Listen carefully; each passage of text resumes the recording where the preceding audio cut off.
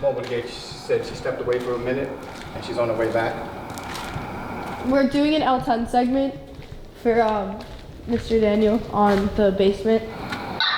Yes, she stepped outside. She said she was walking back in now.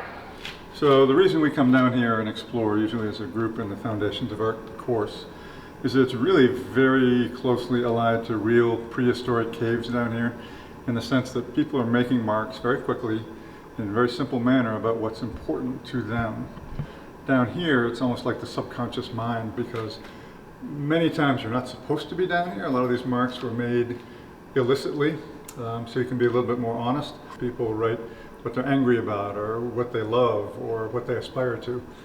So I think it's a very living, authentic record of students' experiences. I know they go back at least half a century, if not in some cases further than that.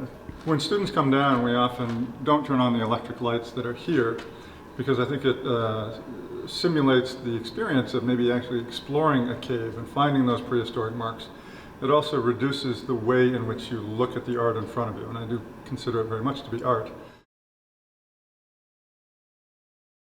You will see that this is the structure of the chapel organ. It was rebuilt in 2010. The whole organ was taken out and taken up to Montreal to be restored. So this was the original mosque that was created in 1976, but it allowed for privacy, and it was theirs. You can see their prayer rugs. Welcome to the KAC, the Kirby Art Center. We're gonna go explore the different areas where we store properties in, AKA props. We call this the trap room. Professionally, it's called the trap room. And this area over here is known lovingly as prop hell. And we hold things in here that are heavy, and you don't want to have to trek them up the stairs like a long way, so it's easy to get them on stage. Prop hell is furnishings, chairs, stoves, tables, heavy stuff, furniture, stuff like that. If you look around here, you'll see trunks and wine barrels. These trunks actually are from Laurentians many years ago that were left over. I'm talking about like a century ago. So prop heaven are the things that are light to lift. They're called hand props because most of these things are things you grab with your hands. We even have things that are hanging down to make use of that upper space. This is where we keep like fake money. So this is called paper props, fake money and coins, even documents like certain types of newspapers. Now we're going to the clock tower inside of our own pop hall. This is a staple for Lawrenceville's aesthetics when it comes to photographing the bowl and ceremonies like commencement. Just watch your head. Okay.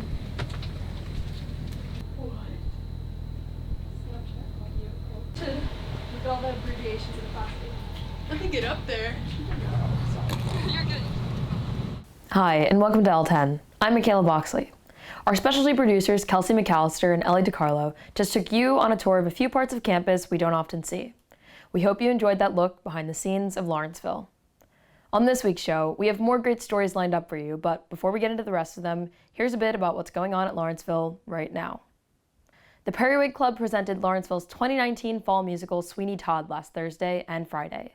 This year, the production featured a live orchestra comprised of Lawrenceville students and outside professionals. Here's a preview of some of the behind-the-scenes work that went into making that production. Brought to you by L10 associate producers Summer and Matt. I think that this has definitely been one of the hardest musicals that Lawrenceville has done. I know that Mr. Cole has said that and has expressed that to us. But in terms of my experience, the music is much more difficult than any other show we've done before. Challenges, just the music in general. I've never played music like this before, and it's really different from just sitting in an orchestra room, just playing with the orchestra. It's an integrated show in that way. Everything is about the central idea, which really is revenge for this show. The music is pretty dark. There's a lot of dark, angry moments. There's, as I'm fond of saying, there's exactly 3 warm moments in the show, but they're very warm and very tender. But it's a show that starts from a dark place and gets darker. Look for more of that inside look to air on L10. Now, in our next story, L10 takes you to meet the great new generation of Voicemail, Lawrenceville's all-male a cappella group.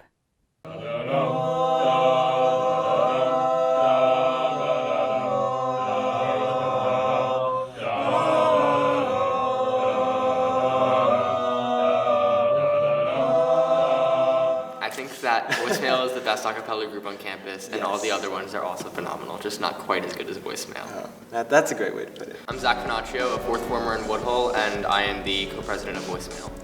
I'm Arata Fuji, fourth former in Dickinson, and I'm also a co-president of Voicemail. I was involved in music, involved in the arts, a lot of theater, musical theater, not so much a cappella, but coming to Lawrenceville and being able to get involved in a cappella was really great. I did a lot of choir before I came here, but after I came here, I was involved in the co-ed a cappella group as well as Voicemail. It was really fun. I love the energy that a cappella gives to us who are performers and also to the people we perform to. I think the thing that's really special about Voicemail is that I don't think I've ever gone to a rehearsal and had a dull moment. Like, it's constantly alive and the energy is just fantastic. There's always a lot of talent that comes to auditions each year, and it's really fun seeing them and like also seeing their potential to maybe grow in the next couple of years. Especially like kids that you see around campus that you know vaguely, you had no clue they could sing, and then they just hit you out of nowhere. It's fantastic. Because last year we had so many seniors leave the group, right now we're focusing in the fall term primarily on bringing the group together because we have so many new voices that haven't sung together. So fall term is focused a lot on constructing the group and bringing ourselves to a peak. And then winter, our big act will be caroling, followed by some type of meeting performance or other performances in the spring.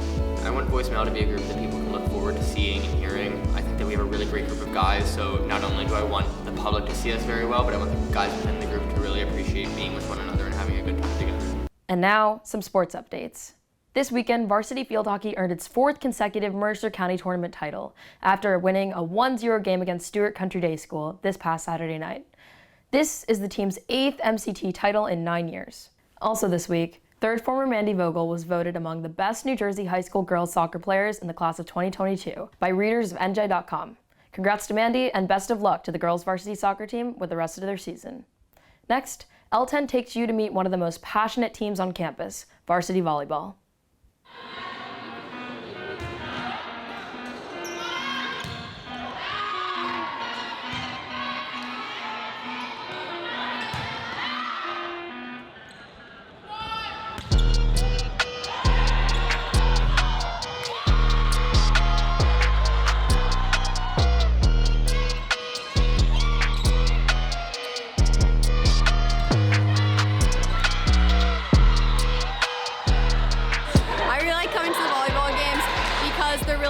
So it's really cool to see the girls come together as a team every game. I love all the rallies between the two different teams. The girls are sick. Well, when there's a bigger crowd, there's a lot more noise, and we have a lot more noise, then it just makes you hype. Like, you can't be in a club being sad, right? I like the special celebrations they do between the points. We do cheers after every point in volleyball because it's a very mental sport, and the cheers, they help us and our morale, and it like brings us together. Like coming together physically after every point just makes us like a family. Probably like our great grandmas came up with this cheer, and we just keep using them. Yeah, just like the group dynamic, I feel like is really positive and happy. I feel like everyone on the team has potential to be a leader on and off the court. Just depends on how they want to use it. If I'm going to point out one person, Devin is a huge leader on the court. She's very loud. She knows what she's doing. She obviously is libero, so she has a pretty big role in the team. She controls the defense, and so I think that's definitely someone that people look up to and will continue to look up to for the next year or two. We're looking forward to our senior night on Wednesday, October 23rd at 5:30 p.m. House points. Yeah. Be there. Congrats to volleyball on a great win and a great senior day. That's all for this week's show. As always, if you have a story to tell, let us know, or stop by our office in the basement of Pop Hall. From all of us here at L10, thanks for watching. We'll see you next week. Read a finch and lady bird, nightingale, blackbird. How is it